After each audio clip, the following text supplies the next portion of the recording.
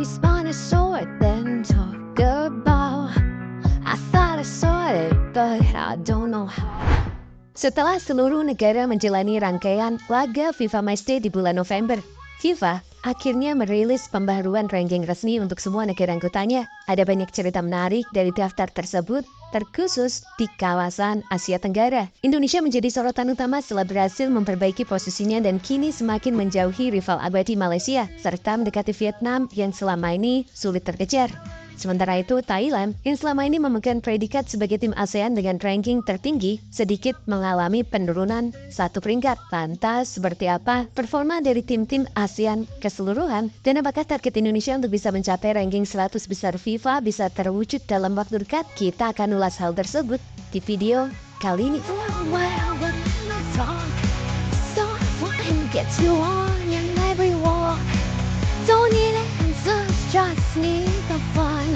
Hold on tight.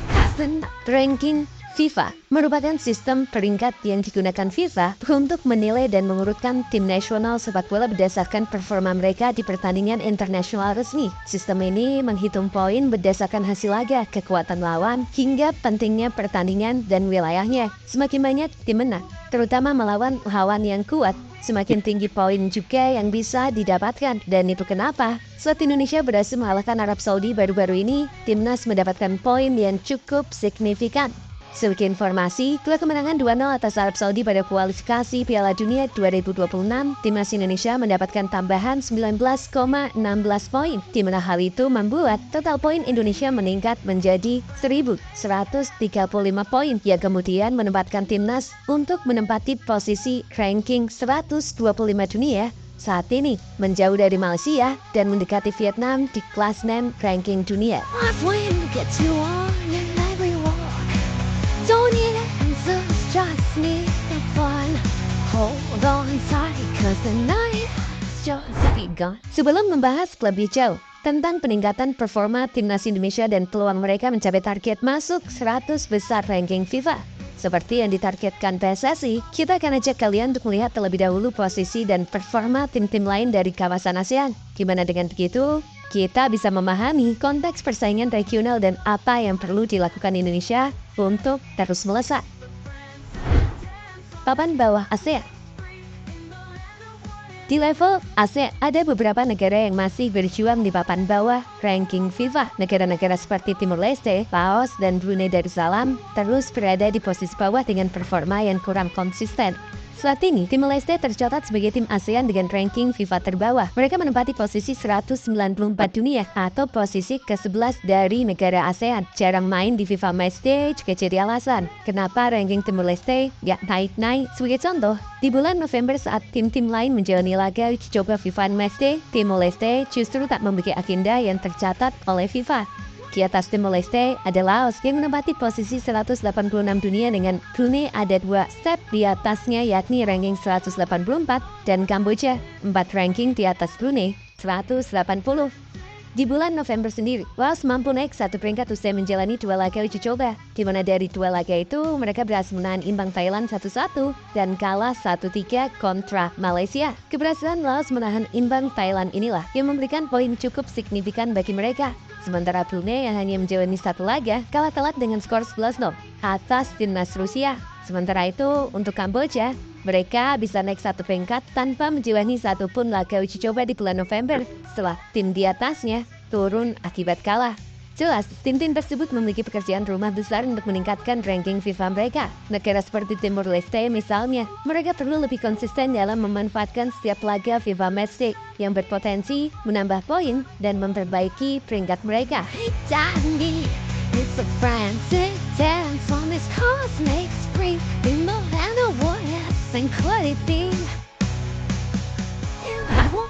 Papan tengah di ASEAN. Di kelompok Tengah, negara-negara seperti Myanmar dan Singapura masih berkutat di ranking 160-an, sedangkan Filipina berada di ranking 149.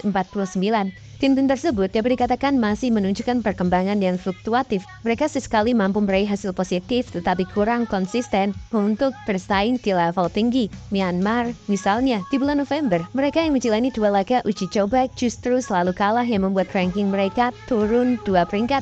Gimana dengan Singapura? Menjalani 2 laga uji coba dan sempat menang atas Myanmar, mereka justru kalah dari China Taipei. Itu membuat Singapura hanya mampu naik 1 ranking di klasmen FIFA.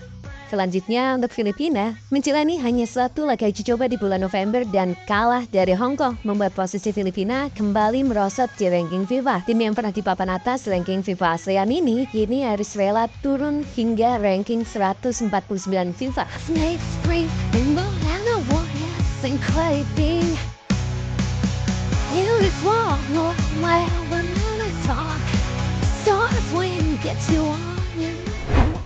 Papan atas, tim ASEAN. Di posisi atas tim-tim ASEAN, maka kita akan katakan bahwa Thailand dan Vietnam masih mendominasi papan atas tersebut. Saat ini, Thailand adalah satu-satunya tim ASEAN yang menempati posisi 100 besar ranking FIFA, di mana mereka ada di posisi 97 dunia. Meski begitu, ranking Thailand ini mengalami penurunan 1 peringkat. Usai di bulan November, timnas Thailand yang menjalani 2 laga uji coba hanya bermain imbang di 2 laga tersebut, yakni imbang 1-1 kontra Laos dan 0-0 kontra Lebanon. Berbeda dengan Thailand, yang mengalami penurunan, Vietnam bisa naik 3 ranking FIFA ke posisi 116. Hal ini mereka dapatkan tanpa menjalani 1 pun pertandingan di bulan November, di mana sebaliknya itu terjadi saat tim-tim di atasnya mengalami penurunan karena mengalami kalah seperti Azerbaijan, Guinea-Bissau, dan Zimbabwe.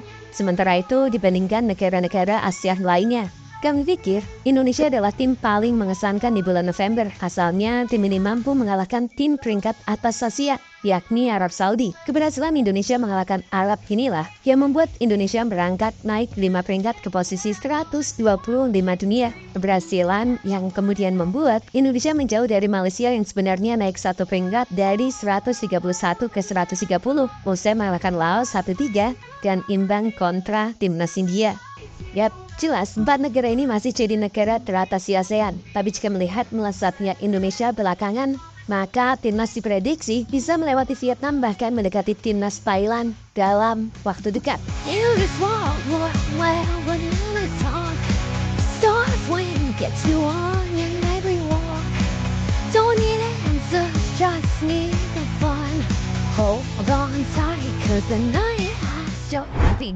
Saat ini sendiri dengan 1135 poin, Indonesia menempati posisi 125 besar FIFA. Dan untuk bisa mendekati ranking 100 besar dunia, maka Indonesia setidaknya harus memiliki 1200 poin. Sebagai informasi, Armenia yang saat ini ada di ranking 100 dunia punya 1219 poin, di mana artinya Indonesia membutuhkan kurang lebih 70 poin lagi untuk bisa mencapai 1200 poin dan mendekati posisi ranking 100 besar dunia.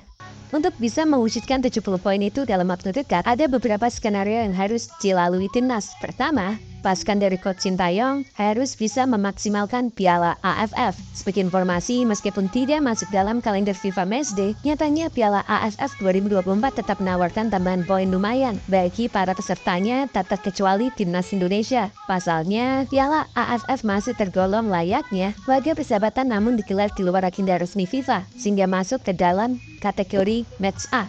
Alhasil, ada potensi poin yang bisa diperebutkan oleh masing-masing negara di Piala AFF 2024, meskipun sangat kecil.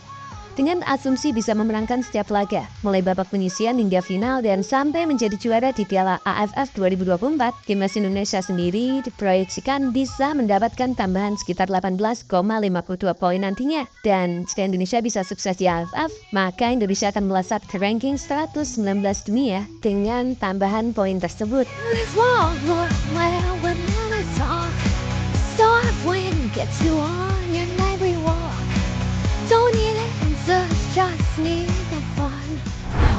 Skenario selanjutnya adalah melakukan kejutan dengan mengalahkan tim nasional Australia di bulan Maret.